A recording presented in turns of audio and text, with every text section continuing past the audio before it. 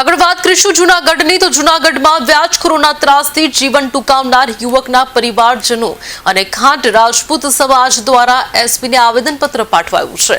રાજેશ લાલકિયા નામના યુવકે વ્યાજખોરોના ત્રાસથી ઝેરી દવા પી આપઘાત કરી લીધો હતો, જેને લઈને પરિવારજનો અને ખાંટ રાજપૂત સમાજ દ્વારા વ્યાજખોરોની તાકીદથી ધરપકડ થાય અને કડક કાર્યવાહી થાય તેવી રજૂઆત એસપીને રજૂઆત કરાઈ છે। ત્યારે ઘટનાને એક અઠવાડિયું વીતવા છતાં પોલીસ તંત્ર તરફથી કોઈ કાર્યવાહી ન થવાના પરિવારજનોએ આક્ષેપ કર્યા છે।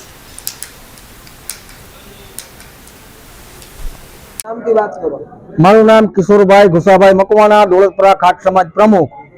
અમારા સમાજમાં વ્યાજના ચક્રમાં ફસાવી અને અમારા એક નવયુવાન જેને મરવા મજબૂર કર્યો છે તે બદલ અમે એસપી કચેરી, કલેક્ટર સાહેબ, ડીએસપી સાહેબને આવેદનપત્ર આપવા છે કે અમને તાત્કાલિક એ લોકોની ધરપકડ થાય અને યોગ્ય અમને ન્યાય મળે। તે સાથે અમે આખો સમાજ, ઇતર અન્ય સમાજ પણ અમારી સાથે જોડાયેલ છે। અમે એક જ કામ લઈને આવ્યા છીએ કે અમને આ મુદ્દાની અંદર કે પૂરેપૂરો ન્યાય આપે એવી ખાતરી લેવા અમે આવ્યા છે કે આની ધરપકડ તાત્કાલિક ધોરણે થવી જોઈએ।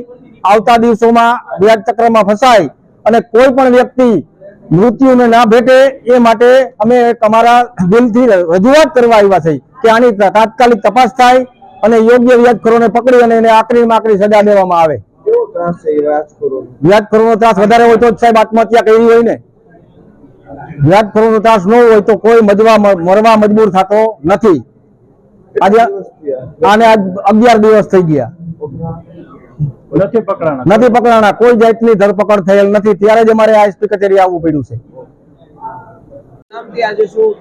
મારું નામ છે દયાબેન લાલજીભાઈ લાલકિયા। અમે દોલતપરાના રહેવાસી છે અને જે મૃતક હતો એ મારો ભાઈ હતો રાજેશભાઈ। વ્યાજખોરના ચક્કરમાં વ્યાજખોરે એટલું ત્રાસ આપ્યું કે એને મરવા મજબૂર કરી દીધો, એને આવું કરવું પડ્યું। આજે શું રજૂઆત કરવા આવ્યા અને કેટલા દિવસની ઘટના? આજ 11 દિવસ થયા। 11 દિવસમાં કોઈ અમારી ઘરે તપાસ કરવા નથી આવ્યું કે નથી કોઈ એની ધરપકડ કરી વ્યાજખોરની। શું થવું જોઈએ હવે? શું માંગ? અમારે ન્યાય જોઈએ કે તપાસ કરવી જોઈએ કે એને કેવી રીતના કર્યું, એની ધરપકડ થવી જોઈએ। અમારે ન્યાય જોઈએ છે।